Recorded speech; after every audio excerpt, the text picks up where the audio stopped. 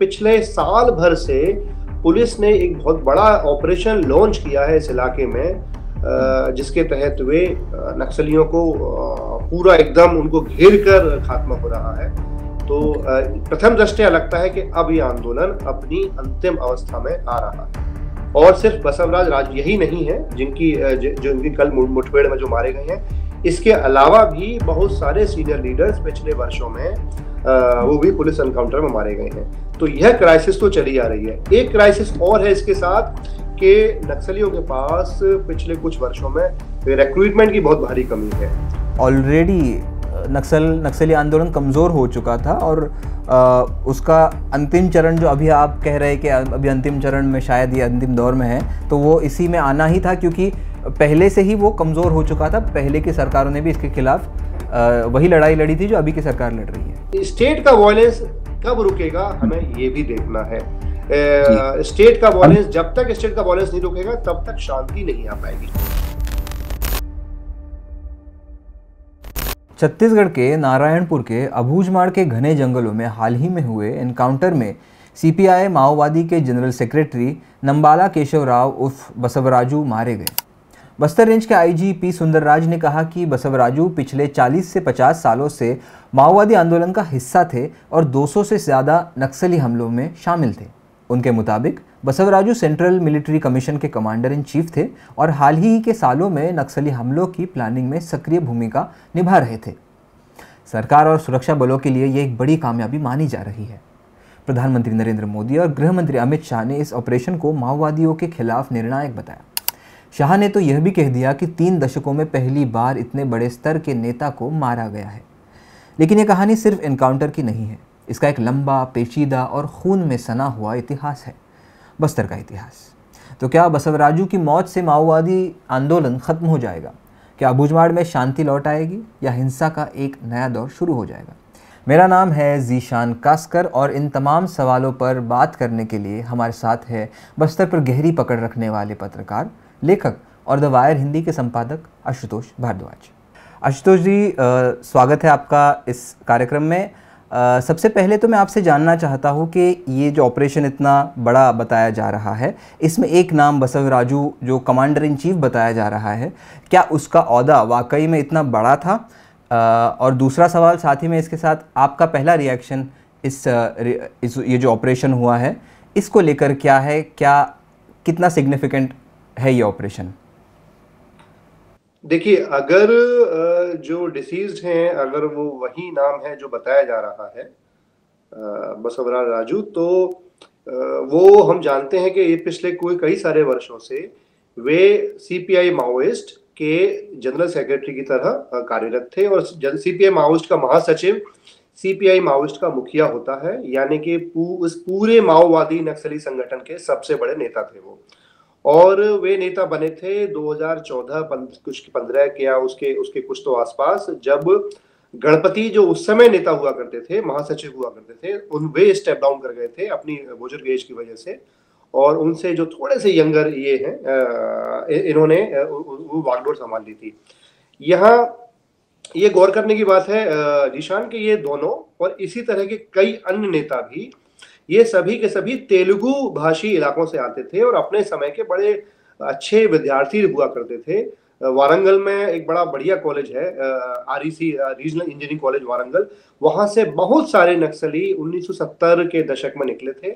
और ये उस पीढ़ी की जो अंतिम आवाजें हैं, ये अब वो धीरे धीरे मिट रही हैं। हम जानते हैं कुछ एक और भी तेलुगु नक्सली पिछले कुछ समय में मारे गए हैं पुलिस एनकाउंटर में, जिनमें एक का नाम था रेणुका, आपको पता होगा। तो ये प्रक्रिया चल रही है। तो अगर ये वही है तो नक्सली आंदोलन को, सीपीआई माओइस्ट को बहुत बहुत बड़ा झटका पहुंचा है और इसके बाद वो कैसे क्या करेगा, कैसे अपने को रीग्रुप करेगा, ये देखना बाकी है। लेकिन मैं यहाँ थोड़ा सा आपको बताऊंगा कि जो अभी कल परसों की जो घटना जो हुई है, वो दरअसल कर्रे गुट्टा में जो अभियान चल रहा था बीजापुर और तेलंगाना के बीच की जो सीमावर्ती पहाड़ी है, उसका ही कंटिन्यूएशन देखना चाहूंगा। हालांकि भूगोल एकदम अलग है, वो साउथ बस्तर के एकदम एक्सट्रीम में है और ये अबूझमाड़ में आकर जो बताया जा रहा है पुलिस के द्वारा अबूझमाड़ में हुआ है। दोनों के बीच में काफी सारी दूरी है, लेकिन कंटिन्यूएशन वही है कि पिछले साल भर से पुलिस ने एक बहुत बड़ा ऑपरेशन लॉन्च किया है इस इलाके में, जिसके तहत वे नक्सलियों को पूरा एकदम उनको घेर कर खात्मा हो रहा है। तो प्रथम दृष्टया लगता है कि अब ये आंदोलन अपनी अंतिम अवस्था में आ रहा है। जी, मैं उसी सवाल, ये मेरा एक सवाल भी था कि क्या अब नक्सली आंदोलन जो है वो अपने अंतिम दौर में है, तो आपने उसका एक तरीके से जवाब दे दिया। लेकिन इससे आप मुझे एक बात बताइए, क्या आप वाकई में इसको एक निर्णायक मोड़, आपने बता ही दिया कि निर्णायक मोड़ है, लेकिन क्या इससे ये जो एक तरीके से आप ही के इंटरव्यूज़ में हमने कई बार सुना है कि एक साइकिल ऑफ वायलेंस जो चलता आ रहा है नक्सलियों के बीच में और भारत सरकार के सेना के बीच में भी और बाकी जो फोर्सेस हैं उनके बीच में भी, तो क्या ये साइकिल अब फाइनली जाके ख़त्म होगा? क्या शांति लौट आएगी बस्तर में और अन्य इलाकों में? देखिए, आपके इस प्रश्न के दो पहलू हैं जीशान। पहला, आपने कहा कि साइक्लिक वायलेंस क्या खत्म होगा। हाँ, पहले आप उस पर चर्चा करते हैं, शांति का सवाल जो है वो अगले स्टेप पर आते हैं। ठीक है। तो जो साइक्लिकल वायलेंस चला आ रहा है दोनों गुटों के बीच में से, नक्सली और भारतीय सत्ता के बीच में, वह साइक्लिकल वायलेंस अगर नक्सली मिट जाते हैं तो वो धीरे धीरे करके कम होने लगेगा।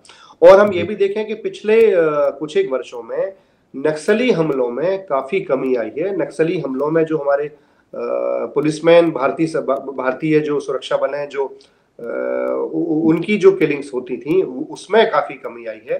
तो एक तरफ का तो वायलेंस पिछले कुछ समय से थोड़ा सा कम हुआ है। हाँ, लेकिन आदिवासियों पर अत्याचार होना, नक्सली, ऐसा नहीं है कि नक्सलियों ने आदिवासियों के पर इस दौरान नहीं की एट्रोसिटीज, वो भी घटनाएं आई हैं।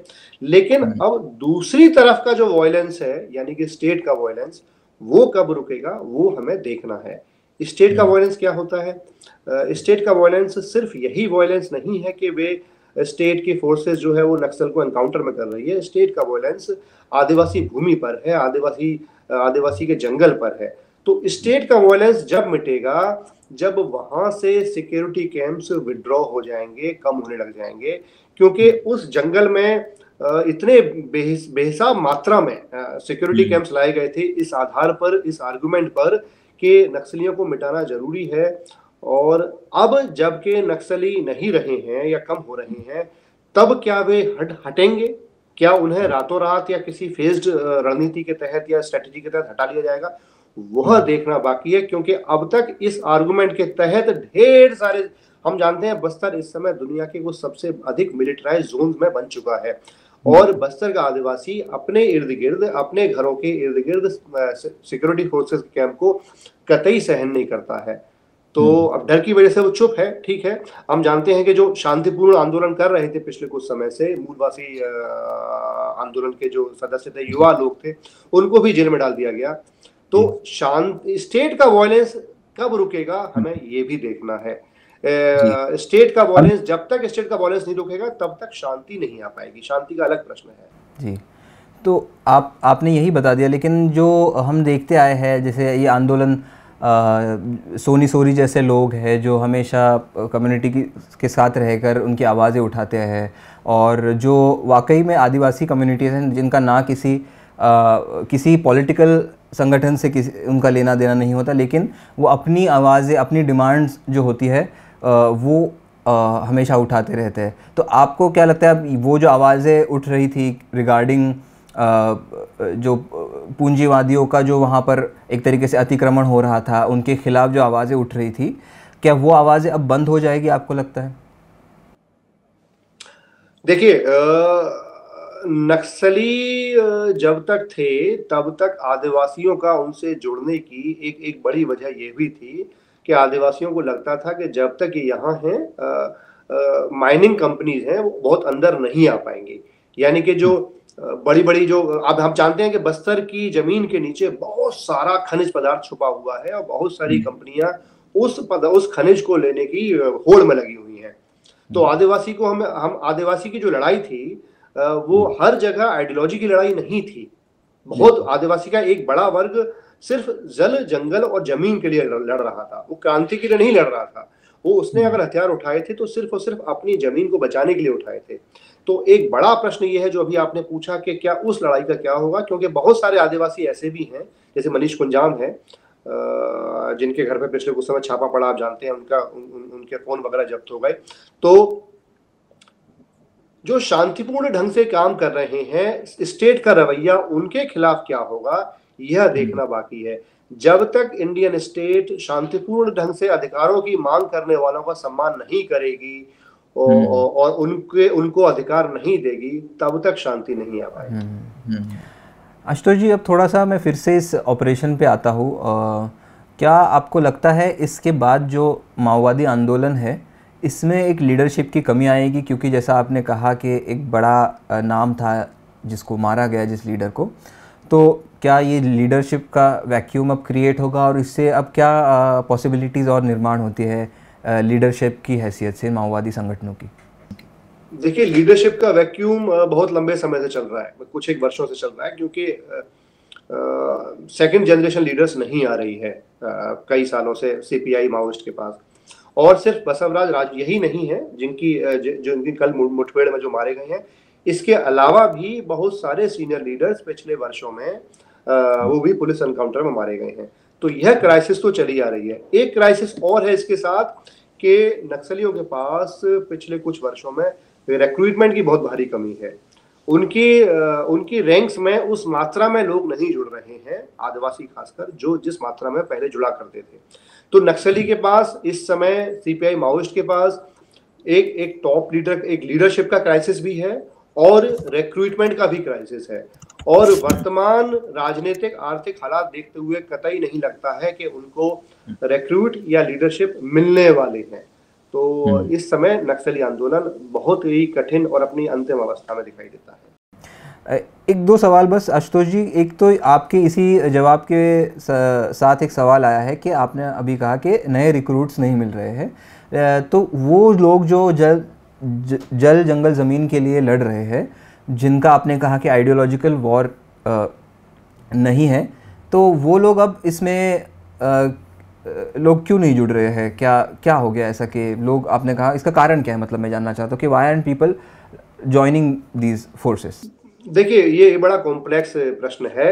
एक तो है कि युद्ध, लड़ाई की जो वॉर फटीग होती है, बस्तर में पिछले 4-5 दशकों से लड़ाई चल रही है, तो आखिर आम आदिवासी से आप कब तक उम्मीद करेंगे कि वह अपनी आहुति देता रहेगा? तो वो पिस चुका है, तंग आ चुका है। और पिछले कुछ वर्षों में स्टेट अंदर भी गई है, तो कई सारे आदिवासी वो जो बाहर शहरों में आने लगे हैं, उनका शहर से ताल्लुक बढ़ा है, संबंध बढ़ा है, तो वो भी अब उस हथियार की जिंदगी को नहीं जीना चाहते हैं। इसको भी रेखांकित करना जरूरी है। ये बड़ा जटिल प्रश्न है ये। इसके अलावा स्टेट ऑपरेशन भी है। स्टेट ऑपरेशन बहुत बड़ा हुआ है। आप ये बताइए, जब लोग शांतिपूर्ण ढंग से जो काम कर रहे हैं, जब उनके घरों पर छापे पड़ते हैं, जब उनको गिरफ्तार कर लिया जाता है, तो फिर किसी और किस्म के आंदोलन की जगह बहुत कम बचती है। तो मैं यहाँ फिर से अंडरलाइन करूंगा कि हिंसक आंदोलन की जगह किसी भी लोकतंत्र में नहीं होती है, नहीं होनी चाहिए। लेकिन जब सत्ता शांतिपूर्वक ढंग से जो आंदोलन चलाए जा रहे हैं, जब उनको पनपने नहीं देती है, तो कुछ वर्ग ऐसा हो सकता है जो सत्ता से निराश होकर, दिग्भ्रमित होकर, जो दूसरे रास्ते पर चला जाए। अब भारत सरकार की जिम्मेदारी बनती है, चूंकि कल प्रधानमंत्री नरेंद्र मोदी और गृह मंत्री अमित शाह दोनों ही ट्वीट करके इस लड़ाई को जीतने का श्रेय ले रहे हैं, तो उनकी जिम्मेदारी बनती है कि जो अगला जो स्टेप होगा वो आदिवासी के पुनर्वास के लिए बहुत जरूरी है। शांति बस्तर में तभी आएगी। देखिए, वॉयलेंस का खत्म हो जाना, हिंसा, अगर गोलियों की बौछार का बंद हो जाना शांति का सूचक नहीं है। शांति जब ही आएगी जब आदिवासी को उसकी जमीन पर उसके अधिकार मिल पाएंगे, और ऐसा तभी होगा जब सिक्योरिटी कैंप्स धीरे धीरे करके फेज आउट होंगे। और बस्तर में जो शेड्यूल्ड ट्राइब्स के लिए जो वायदे किए जाते हैं, हमारे संविधान ने जो किए हुए हैं अनुसूची 5 और पेशा के तहत, वो सभी मिल पाएंगे जब बस्तर में कोई भी इंडस्ट्रियल प्लांट बगैर लोकल आदिवासियों की सहमति के नहीं लगेगा। और आगे जो भी बस्तर का मैं यहाँ एम्फेसाइज करना चाहूंगा, बस्तर का जो भी रिकंस्ट्रक्शन होगा आगे, उसमें आदिवासियों की न सिर्फ भागीदारी बल्कि उनकी पूर्ण सहमति जरूरी है। आदिवासियों के बगैर वो नहीं होना चाहिए। अगर ऐसा होता है तो वो वायलेंस का एक अलग रूप सामने आएगा फिर वो हमारे।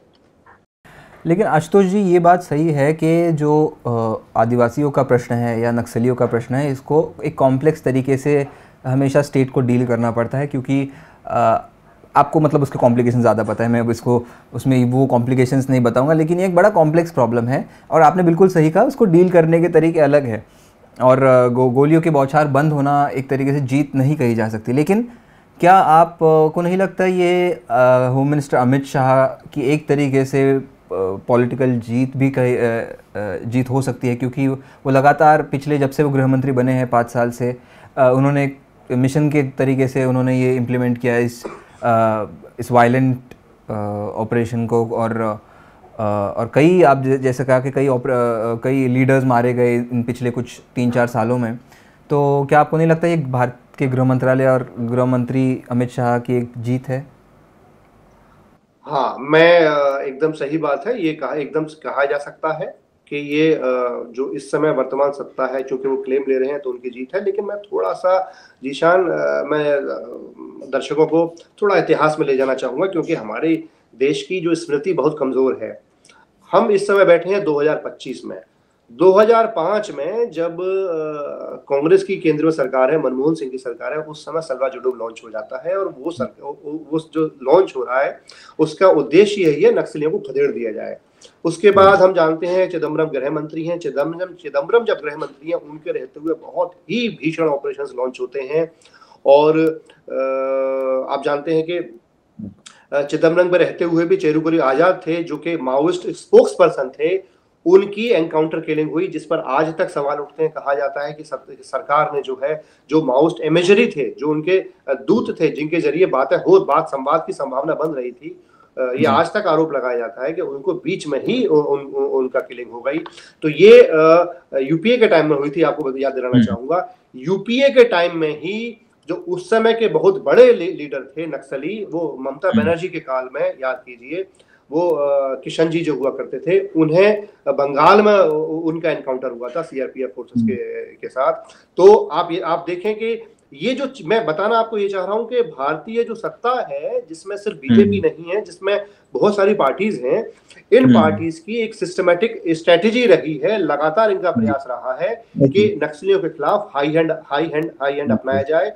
और आप तेलंगाना को देखें, आंध्र को देखें, आंध्र में कांग्रेस की सरकार ने बहुत ही स्ट्रिक्ट मेजर्स दिए थे। सबसे पहले आंध्र को खाली कराया गया, आंध्र से नक्सली को हटाए गए। वो तो सिर्फ बीजेपी नहीं है। एक तरीके से ये सुझाना, आशुतोष जी, एक तरीके से ये सुझाना क्या सही होगा कि ऑलरेडी नक्सली आंदोलन कमज़ोर हो चुका था, और उसका अंतिम चरण जो अभी आप कह रहे हैं कि अभी अंतिम चरण में, शायद ये अंतिम दौर में है, तो वो इसी में आना ही था, क्योंकि पहले से ही वो कमज़ोर हो चुका था। पहले की सरकारों ने भी इसके खिलाफ वही लड़ाई लड़ी थी जो अभी की सरकार लड़ रही है। मैं एग्जैक्टली यही कहना चाह रहा हूँ कि पिछले आप अगर 15-20 वर्षों का इतिहास देखेंगे सलवा जुडूम कैंपेन के बाद से, तो विभिन्न स्टेट गवर्नमेंट्स, सेंट्रल गवर्नमेंट्स, वे लगातार इसी दिशा में जा रही थी। सिक्योरिटी फोर्सेस लगातार बढ़ते जा रहे थे, कैंप्स बढ़ते जा रहे थे, सर्विलियंस बढ़ रहा था, ड्रोन्स वहां डिप्लॉय हो रहे थे, एयर पावर का यूज वहां होने की बात हो रही थी। तो लगातार मिलिट्री कैपेसिटी इंडियन स्टेट की, इंडियन सिक्योरिटी फोर्सेस की उस इलाके में बढ़ाई जा रही थी। तो जो अब जाकर हुआ है वो दरअसल उस प्रोसेस का एक नेचुरल कल्मिनेशन है, जो भारत की कई सारी सरकारें पिछले कई सारे वर्षों से करती चली आ रही हैं, जिसमें भले ही कांग्रेस की सरकार हो, भाजपा की हो, ममता बनर्जी की तृणमूल की हो, या आंध्र वगैरह वगैरह। तो आप इमीडिएट क्लेम ले सकते हैं, लेकिन जिसने भी नक्सल आंदोलन का इस इतिहास को जो देख रहा है, जो उसको ऑब्जर्वर है, वो जानता है कि ये तो इसी डायरेक्शन में बह रहा था पिछले कई सारे वर्षों से। ओके, आशुतोष जी, बहुत बहुत धन्यवाद। यहाँ पर मेरे सवाल तो ख़त्म हो चुके हैं, लेकिन चूंकि आप बस्तर के एक तरीके से एक्सपर्ट है, आपने इतनी सारी किताबें लिखी है, तो मेरे से अगर कोई इम्पोर्टेंट सवाल छूटा हो तो मैं चाहता हूँ। मैं एक बात कहना चाहूंगा जीशान यहाँ, कि फिर से मैं दोहराऊंगा, वायलेंस का अंत शांति की स्थापना नहीं होता है। हिंसा की अनुपस्थिति का अर्थ ये नहीं है कि शांति की उपस्थिति हो गई हो, शांति आ गई हो। शांति जब आएगी जब आदिवासी को उसके अधिकार मिलेंगे। ट्रंप का, आप जानते हैं कि ट्रंप का जो गजा का जो प्लान है वो कितना आउटरीचियस प्लान है। ट्रंप जो वहां करना चाहता, क्या बस्तर में अब यही प्लान बनाया जाएगा?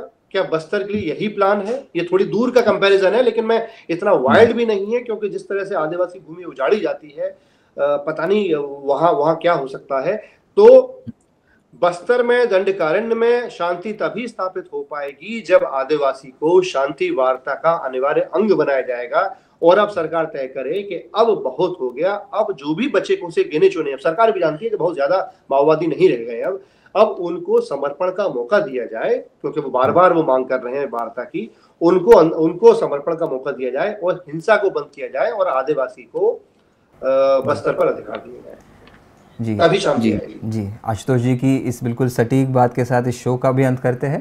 धन्यवाद एक और बार आशुतोष जी इस चर्चा का हिस्सा होने के लिए। Thank you Zishan. मेरा नाम है जीशान कास्कर और आप देख रहे थे द वायर।